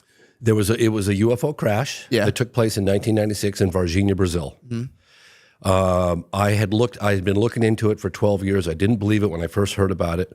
In fact, I was making my first UFO documentary, my second UFO documentary out of the blue when I heard about the crash. It happened in 96. I was making it in like 99, 2000. That's when I started. I heard about it, but I was like, that's impossible. They don't have a UFO crash and live aliens walking through the town. No way. So I took 10 years before I even, like almost 10 years before I would even, actually, it was over 10 years before I would even look into it. And then I ended up spending about 12 years. But in any case, a UFO was spotted in trouble. It was a cylindrical shape object, like a cigar. It was like a aluminum kind of shape, no wings, no visible means of propulsion. It had, according to the witnesses that I interviewed, and they're all on camera, it had a gash in the back of it, and it had sort of a white vapor coming out the backside, and it was definitely in trouble because all the people who claimed to have seen it said it was struggling to stay in the air. And then it eventually crashed. 2 days later in the town of Virginia, just a few miles away, people reported these strange creatures. And then there were 2, according to the authorities and military people, that information that had leaked out, and the researchers locally, 2 or 3 of the creatures were captured. And the second capture was involving a police officer by the name of Marco Cherez, and the driver of that car, Eric Lopes, and Eric Cherez died within a couple of weeks of touching the creature. He manhandled it and took it to the local hospital. He got a weird infection and then died. Damn, dude, Yeah, really? Yeah, it's true. Hey, Do I take no a break alien there? music. Sorry about that. So the only other living witness to that second capture was the driver, Eric Lopes, who's also a police officer. And he was just driving. The other guy apprehended. Yeah, he was actually on duty that night, and they were told him be on the lookout for something strange, something real strange. They didn't say live aliens or anything like that. They just be on the lookout. We're looking for something. So he calls his buddy, Marco, who was actually off that night, Marco Cherez, and he's like, "Hey, I got this weird assignment tonight. Like they're saying there's something weird on the loose, or I don't know. You want to come with me?" So they team up. He jumps in the car. Off they go. They see it. It ran across the road in front of them, slammed the brakes on. Marco jumps out of the car, grabs the thing, puts it in the back of the car, takes it to Humanitas Hospital. What'd they say it looked like? Did they ever It was say? brown. You could look it up. Varginha creature. It was. It had a big head, big red eyes. It had brown, oily skin, frail, weak, struggling, suffering. Yeah. All the witnesses said. And then Marco Chirizi had this like oily, greasy. He was like rubbing his body down with rubbing alcohol afterwards, and then he got this infection. We interviewed the doctors that worked on him. He died. And they couldn't explain it. They were like, they'd never seen anything like that bacteria ever. Somehow his body just had no defense against it, and he died. So the only living witness to that incident, that particular capture, is Eric Lopes. So The driver. yes, so I got in touch with the mayor. They actually interviewed the mayor of the town, this guy Verge, and he was like, "Hey, if there's anything I can do to help you guys, I believe this happened. I want to get the story out. I think the world needs to know." I was like, "Yeah, there's something you could do. Could you help me locate this guy, Eric Lopes? He's been MIA for 26 years, and he was apparently driving the car." So we go to his house. Really spooky, right? The guy's off the beaten path. Get to his house, and that's the creature. That's it. Jesus, man. Yep, that's it. Oh, fuck. Yep, that was witnessed in broad daylight by 3 girls, Valkyria, Liliani, and Katya. 2 of them are sisters. Broad daylight. They got within 10 feet of that creature in broad daylight. Damn. Yeah, it was crazy. So anyway, we get to Eric Lopes' house, and he I don't speak Portuguese, but he was like apparently telling everyone, get the hell out of there, or he's going to start spraying bullets. What? And he said it like 3 or 4 times. And then I looked over at the guy, the translator, and he looked at me, and he was just like this. Eric Lopes was looking out the window right above me, and I was looking at his eyes going, God, that guy's seen something. I don't know, man. He had looked like he was so burdened with something. You see it in his eyes. I remember I'd never looked into someone's eyes that had that profound, like he was just burdened with something really Did he look like intense. afraid, or he just looked kind of like just He distant? looked like he'd been shouldering something so profound, so deep, so deeply, profoundly disturbing, and that he couldn't share it with anybody. That's what it looked like. Man. But anyway, it's confused. But anyway, that was a second time. Only 2 times where I actually was like Threatened to be shot. Okay, wow, okay. Yeah, Jesus threatened to be Christ, shot. man. That's crazy. So you didn't even get to talk to the guy. He wouldn't talk. Well, he funny enough, it's really funny actually, because he said, and you could see it in the movie, when we rolled up, he's like, if you're here to talk about the ET, Eric won't talk. And he referred to himself in the third person, which is weird. And then it was like, Eric's not here. And then it's like, I'm going to start shooting right now, bullets out of here. And I kept asking, I didn't know what he was saying. So I kept trying to get a question in, like to my translator, and the translator looking at me like, dude, just chill, And then finally he looked at me like, it's time to go. Like that look, you don't need to speak any language For to sure, get that yeah. look. Yeah. It was like, we're leaving now, period. And I was like, shit, what's man. going on? Anyway, so yeah, that was. What do you think happened to him? Do you think he got like inhabited or something? That's Just imagine for a moment if he really was the driver that was involved in the capture of a live alien. Okay, Yeah. I'm not saying believe it or don't believe it, but if it did happen, and then your best friend dies, yeah. and now the family and the world wants to know what happened, and you can't talk, and because your life has been threatened, right? Yeah. So you have to shoulder that burden for 26 years. Right? Yeah. So if it happened, you can imagine how disturbing that was. And, he's military intelligence, so, he's armed to the teeth, I'm sure. And I would talk to some other fellow Brazilian UFO researchers, Uberajaro Rodriguez, this guy Peccaccini, and he was like, oh, yeah, back in 26 years ago, we wouldn't go near Eric Lopes. I was like, why not? He goes, everybody knew that guy was packing. He was just going to open fire. I was like, well, now you guys tell me. Jesus Christ, I went to the guy's house. I probably almost got shot in the face. That would have sucked so bad, dude. That would have been a real bummer. Oh, that would have sucked. Yeah. So anyway, coming off the heels of that, I, because I did a film called The Phenomenon, right, which covers the phenomenon from the 40s up to relatively modern day, 2017, 2020, whatever. Yeah. And then naturally, the natural progression would have been to go from the phenomenon to the program, which is out now. But I had unfinished business with this alleged UFO crash case. And so I went back to Brazil like a 5th time, and I filmed Moment of Contact, right? And then at the very end of it all, and I totally believed it. In fact, I remember taking one of the audio guys. He lived in Rio de Janeiro, and this guy Guy, and he goes, "Oh yeah, we heard about that story back 26 years ago. Nobody believes it. It's like, kind of like what Roswell, For sure, yeah.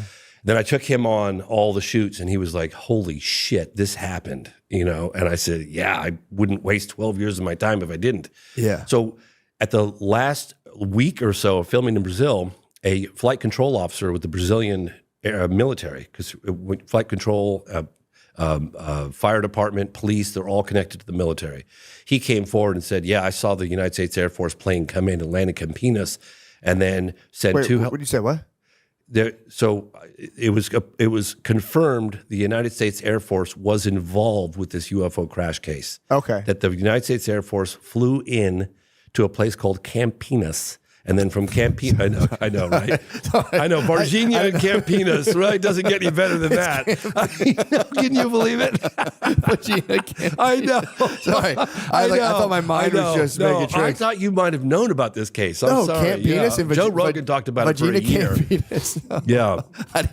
I wish I knew about I know. So there was an alien invasion. Well, so They probably thought it was the best place ever. They're like, "Dude, we got to go to Campinas, Virginia."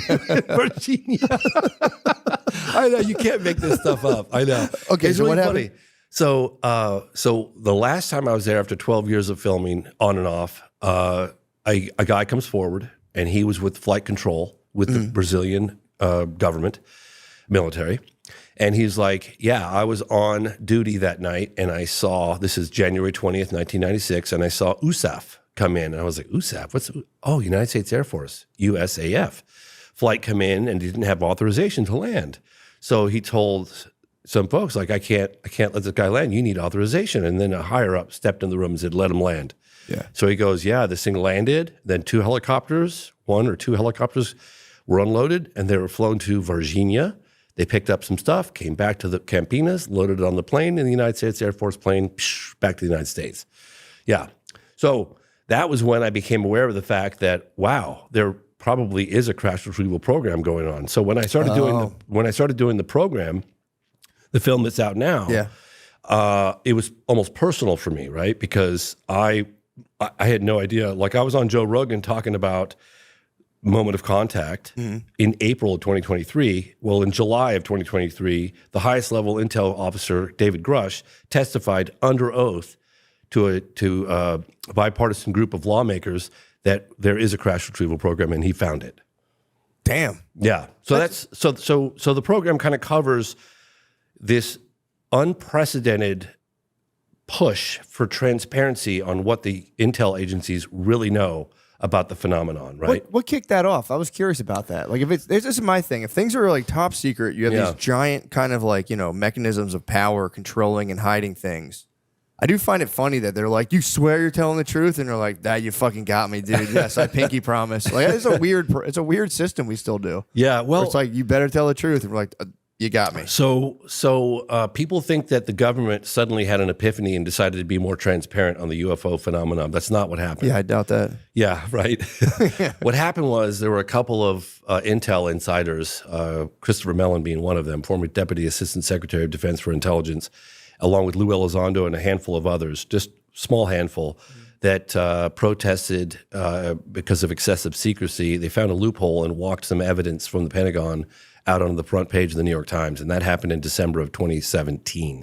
Okay. So they can't put the genie back in the bottle, right? Yeah. So more people keep coming forward now, more people coming forward. And then Congress started getting wind. They were having behind doors meetings with some of these witnesses, and they were like, "Ooh, there's a there. Wow." And then they had the first congressional hearing by a guy named Andre Carson, Congressman Andre Carson. That was 2022. That had a hint of a crash retrieval program that was revealed through a memo, the Davis-Wilson memo. Then they had congressional hearings in July of 2023, and that's when it was all out. David Grush said, "Yeah, we have a crash retrieval program." And then recently, just a month ago, we had more congressional hearings, which I attended. And Lou Elizondo, who ran ATIP, or was one of the members on ATIP, he confessed under oath that there is a crash retrieval program. So they have been going around and scooping these things up. So there's Yes. things. So what do you say to people who are like, it's just super advanced military technology they're hiding from everybody? Well, if that's the case, that would be an even bigger story because somebody has kept it secret for over 80 years. Yeah, so, true, wow. yeah. Okay, that's Yeah. cool. Yeah. No, I hear you. These things exhibit a technology that's just so beyond anything that we have in our arsenal. So and what are the examples of like the technology that we can't really wrap our heads around?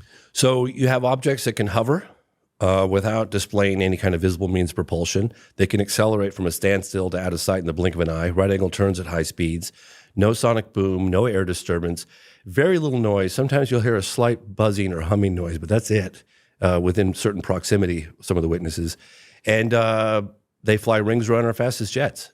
I mean, like they make a mockery of our fastest jets. I mean, you could just talk to David Fravor about that, 2003 off the coast of San Diego. So, and I think the big secret is they don't know what it is. I mean, they know it's engineered, right? They know it's technological, but there's a psychic component to it as well. So it would be very difficult for any governing body to come forward and say, "Hey, ladies and gentlemen, my fellow Americans, it has been brought to our attention that there are structured craft of unknown origin whizzing around with impunity.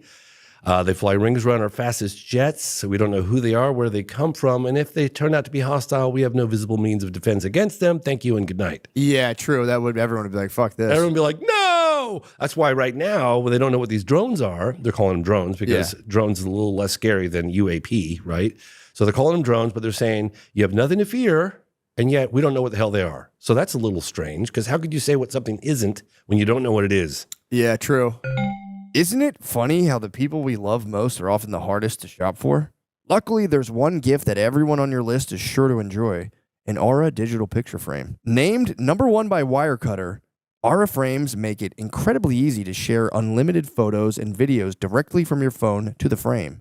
And when you give an Aura frame as a gift, you can personalize and preload it with a thoughtful message and photos using the Aura app, making it an ideal present for long-distance loved ones. It's a gift so special, they'll use it every day. I mean, they want me to talk about the hunt for the perfect gift. Yeah, man, it is hard getting the perfect gift, and there's nothing better and selfless than just, giving a photo of yourself to a person. No, you're giving a photo. I'm joking around. It's the holidays. Everyone's having a tough time. Come on, please don't drop us, dude. All of our corporate sponsors are mad right now. Guys, it is nice your mother loves you so much, and your father, they just want to see your face. Just give them a picture of you and your brothers, dude, back when you were young and beautiful before you became old and decrepit. Yeah, so, I love it. My mom has one. She loves seeing it. Hey, Bill, I'm recording advertisements, dude. I know you broke your leg, but please. Yeah, so very good. Hey, guys, and if that's not personal enough, you can even upload a video message to play on the frame as soon as they plug it in. So the first thing they hear is your voice and how much you love them. Save on the perfect gift by visiting auraframes.com to get $35 off Aura's best-selling Carver mat frames by using promo code MSSP at checkout. That's auraframes.com, promo code MSSP. This deal is exclusive to listeners, so get yours now in time for the holidays. Terms and conditions apply. This episode is brought to you by BetterHelp.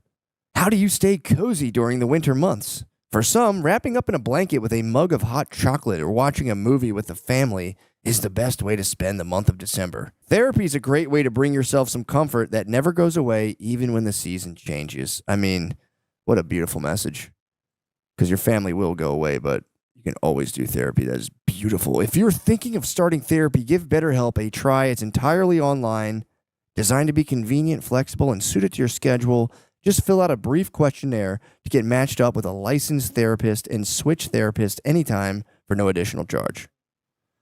Find comfort this December with BetterHelp. Visit BetterHelp.com/MSSP today to get 10% off your first month. That's BetterHelp, HELP.com/MSSP. And guys, it is the holiday times. A lot of people get sad and freak out. Maybe you're an advertiser and you're saying, this ad should have been a fucking minute long. So maybe I'm just wasting time and trying to get to a minute. But guys, it is the holidays. People get sad. I get cheerful. I get full of holiday cheer. I love it. So I'm not sad during the holidays. I like the holidays, but some of you get very sad. So do what you need to do in terms of finding your supports. All right. You know what we all could use a little more of? Getting off asses. I have no problem with that sentence. With bold flavors and a crisp, refreshing kick. Mountain Dew gives you that extra push to get moving and feel like you're on top of the world, a world where the sun is always shining. Your crew's ready for action, and unforgettable adventures are just around the corner. Call out your favorite flavor. I mean, obviously, guys, I'm classic. I'm keeping it cool on this one. My corporate partners were a little upset. So, I just want to keep it all business right now. This is a Mountain Dew. Check that out.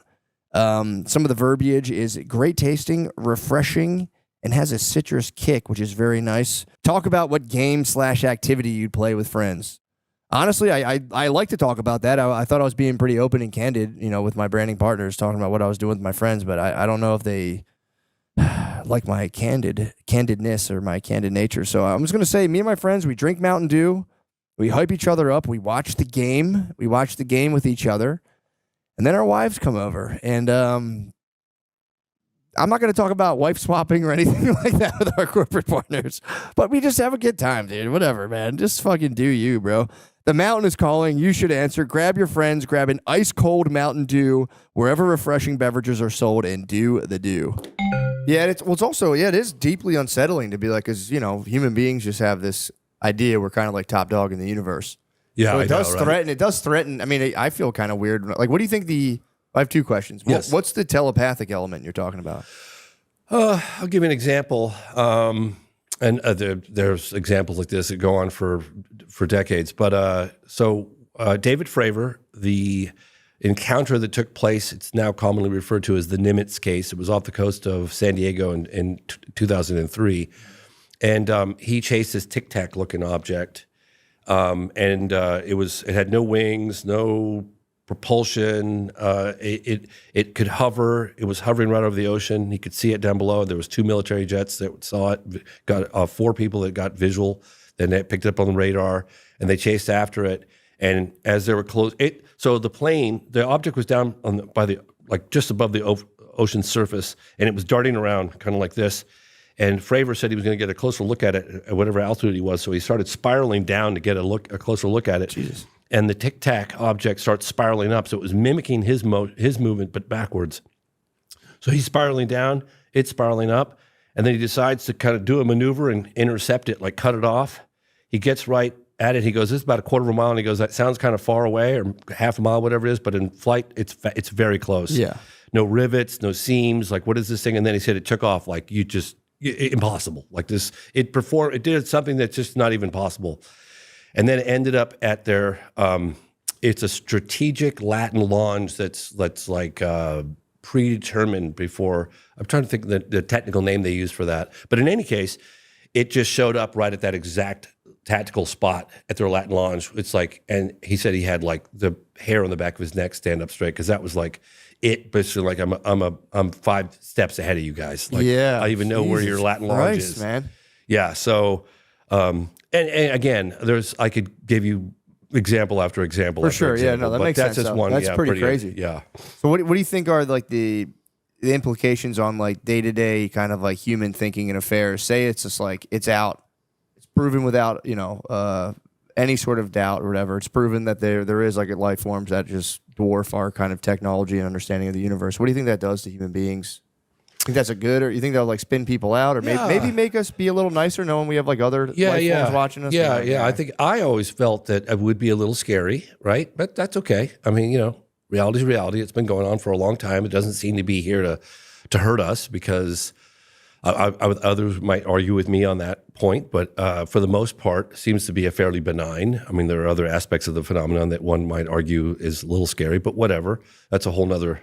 Well, I would arena. argue. I would argue. Sorry, I'm going to cut you off. No, it's okay. Yeah, please. I would argue if they're that advanced, there's a huge chance they're not kind of like predacious and like, you know what I mean? Because it'd be hard to be that advanced while you're still dealing with kind of like those more animal aggressive kind of instincts. Yeah. You think you would implode like human beings? Like if we don't kind of get our kind of aggressive instincts under control, we might like blow ourselves up. Oh yeah. No, it's really funny actually. And to your point.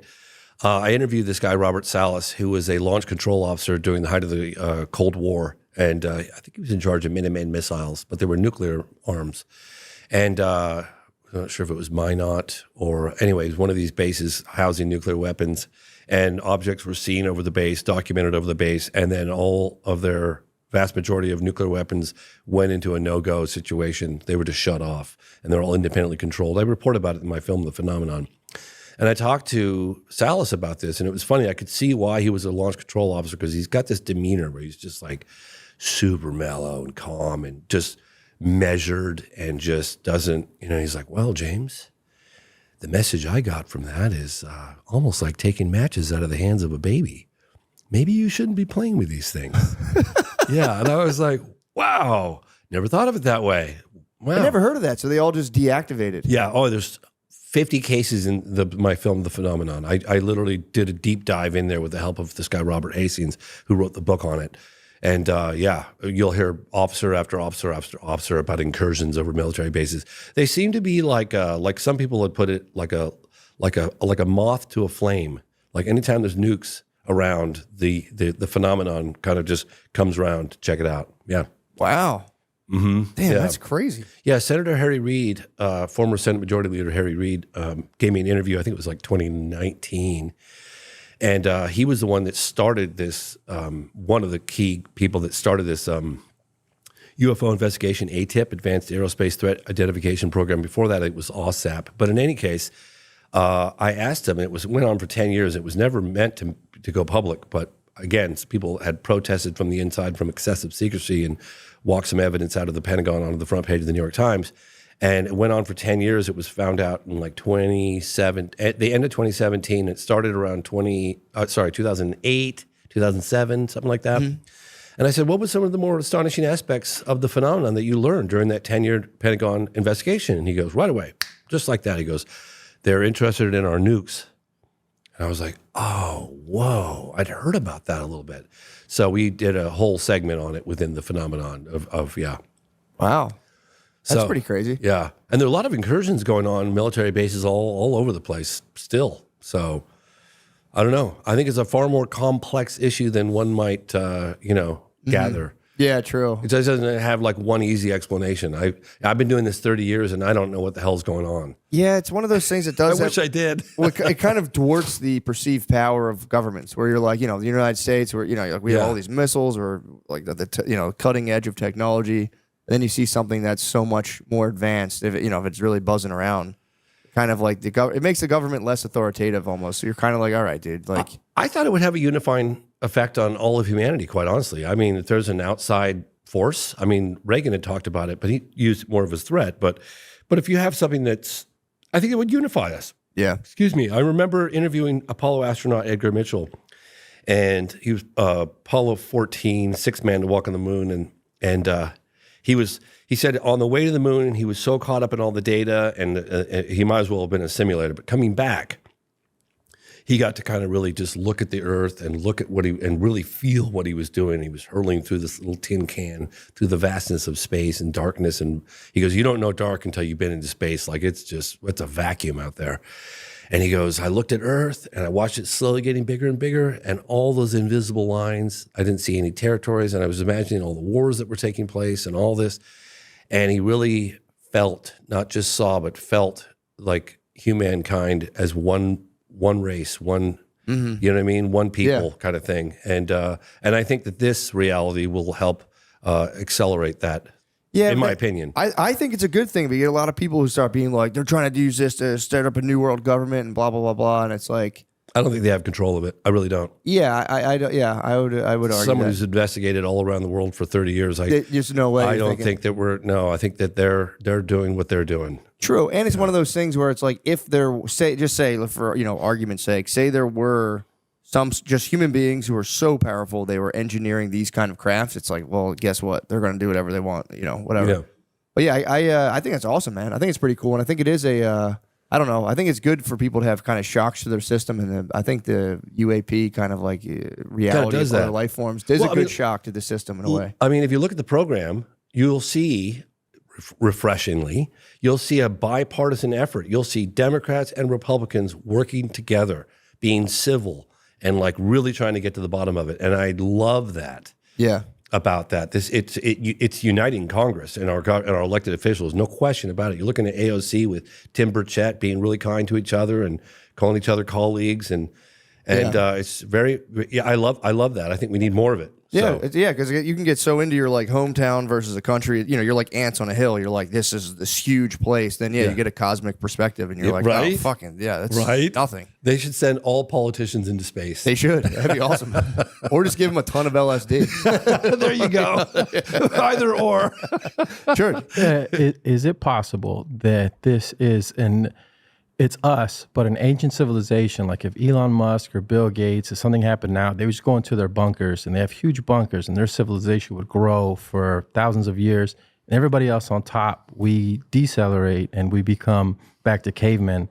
And now 12,000 years later, they're finally coming to the surface again. But it's us, just a more advanced civilization that was able to keep going. I've heard that theory, and one of the things that I'm coming to terms with is that all options are on the table as far as I'm concerned. I mean, I've heard interdimensional, I've heard future, coming back from the future, I've heard interplanetary, I've heard they're right here all along, down in our oceans and in specific locations around the world. And I can't say no to any of them. I have to keep all options on the table. And at one point jokingly said, "It's a huge universe." I said, maybe it's all of the above. Maybe it's not just one race. Maybe it's a number of different things. It's one of the reasons why I showed some incredible Hubble telescope photography from space and galaxies. And one photograph in particular from NASA is they look like almost stars. There's so many of them, but then you realize they're not stars. You're looking at galaxies, and each one of those galaxies has like 400 billion stars, right? And it's like, and you're looking at all these pinpoints of light, and those are all galaxies, and you're thinking, you got to be kidding me. That's just incomprehensibly big, right? It's like, and we're just like, there's more stars. There's 10,000 times more stars than there are grains of sand on all the beaches in the world. It's like 10,000 times. So you can't even wrap your head And around it's getting it. bigger by the day. And now they're talking about multiverses and stuff. It's like, God only knows, man. Like, and sometimes it's like, my mind hurts thinking about it. Like, I don't know, man. Sometimes when I think about the vastness and like how it keeps going on, and if it's not infinite, then where does it stop? Well, this is the thing that fucks me up. It has to be infinite because if it warps were my to stop, it brain. could only stop by a sort Something of stopping border. it. There'd have to be something on the other edge of the border. So it has to be by definition infinite. So insane. The universe really is like ruled by like dream logic. That's the only place a thing can be infinite and not infinite is in a dream. Don't get me started, dude. I was freaking out in Uber last night. It blows my mind. Seriously. I'm just like, But you know what I'm talking about, though? It has to be infinite because if it were finite, there'd be a bordering edge, and there'd have to be some physical thing on. You can't have something that borders that doesn't have another side of it. So it can't be It has to be infinite, otherwise. I remember one time thinking to myself, like, I have no idea why I'm here. What the hell's going on? I do that every day. I don't think we're here to hate each other. Yeah, That's one thing I feel like, come on. yeah. Well, it doesn't feel good in your body. That's what I've been doing. It's like people say, like, this is crazy. It's all airy fairy talk. It's like, well, dude, if you like just assume we're these kind of like struggling animals with nothing other than animal instincts, and our whole sense of consciousness is like, just wafting off these. It's just like this nonsense that's wafting off our instincts. It's like to take that worldview it literally hurts your body.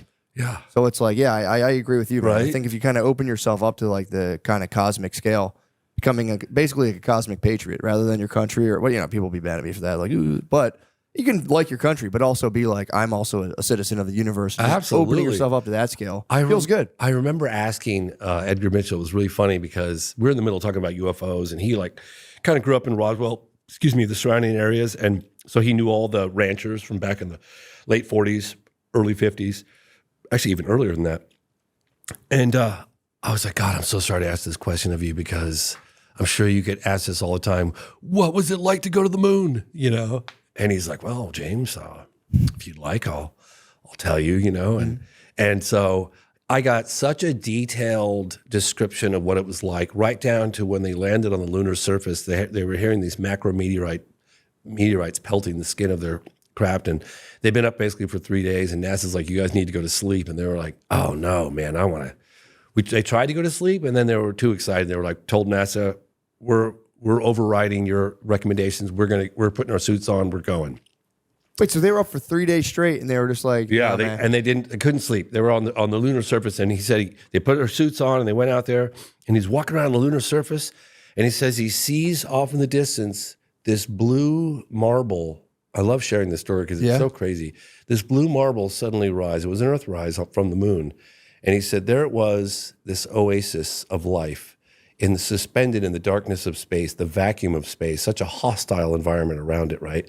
And there it rose, and he had these big gloves on, and he put up one hand and he blocked out the entire Earth, right, from the lunar surface. And he's like, all that I know, all that I've learned, all the borders, all the people, and I'm blocking it out with one hand. Damn. Yeah, isn't that cool? Wait, so the Earth rises when you're on the moon? Yeah, Kinda he like said it the was an sun? Earthrise. Yeah, it was an Earthrise. Yeah, isn't that That's so fucking crazy? cool. That's so cool. Yeah, and he was like, it was like a blue marble. Like you said, it's suspended in a vastness. He goes, you don't understand the vacuum of space until you've been there. Like it's dark, it's hostile, and there's this oasis, this life oasis. And yeah, it's really, It does suck, and it sucks to waste it just being oh just my a gosh. fucking miserable it's all, dick. it's all we got. I know, and I'm guilty of that. I can be a miserable dickhead, but it's like it really is, especially when you look at it. It's like if you look at the scale, and then you get into like the math behind like what are the if they go, all right, it all happened by chance. Well, what is like the mathematical probability of that? And it's like literally. If you were a math person, you'd be like, well, yeah, my own math proves that this happening for no reason is so statistically improbable.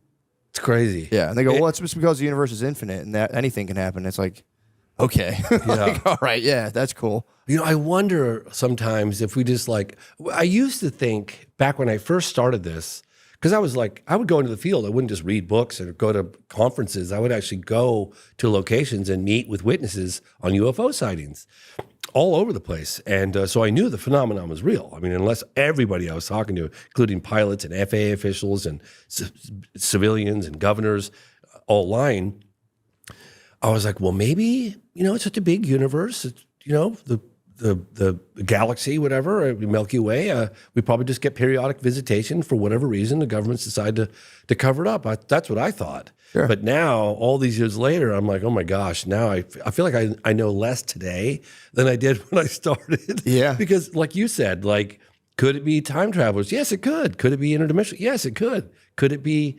interplanetary? Sure could. Why not? Yeah. Yeah, well, you know? Tucker Carlson now is like He's freaked out. he's like big like, on I'm the done. interdimensional thing. I'm done. Yeah, he's like out of nowhere. He got tapped out. He got off of Fox, and he was just next thing you know, it was just like there's interdimensional entities, blah blah blah, and everyone's like, "What the fuck, dude?" Yeah, I know. He tapped out.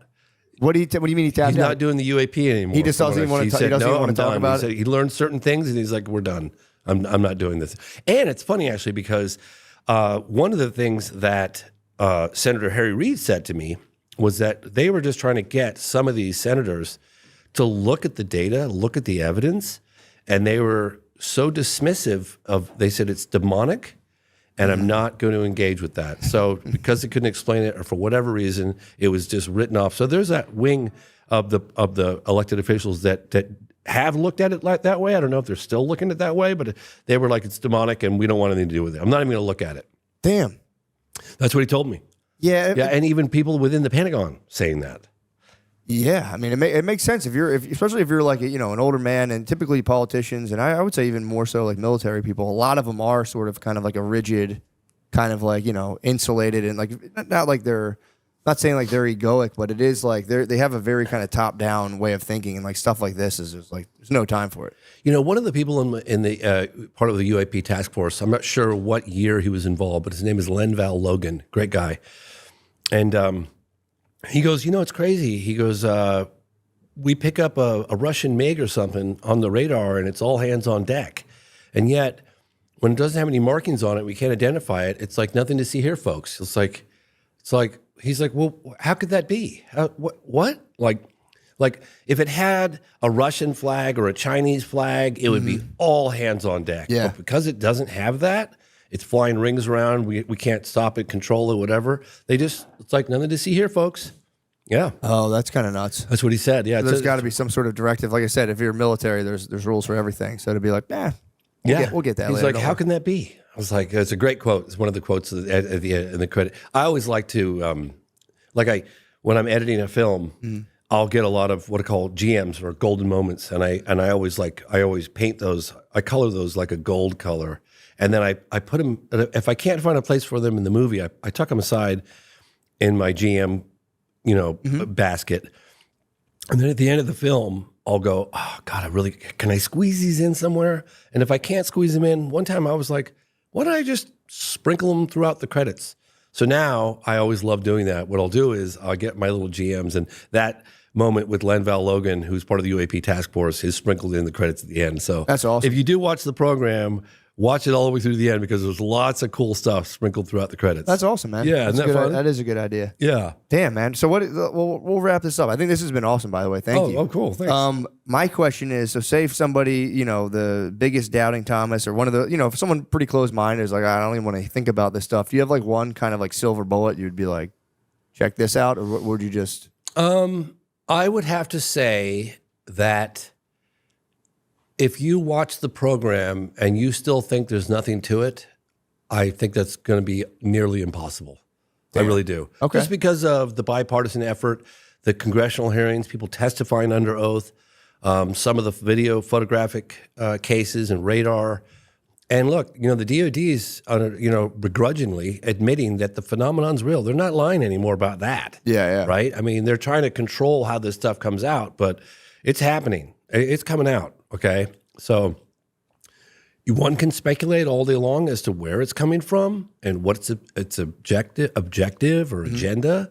That's up for speculation, but the phenomenon is real, and it defies a conventional explanation.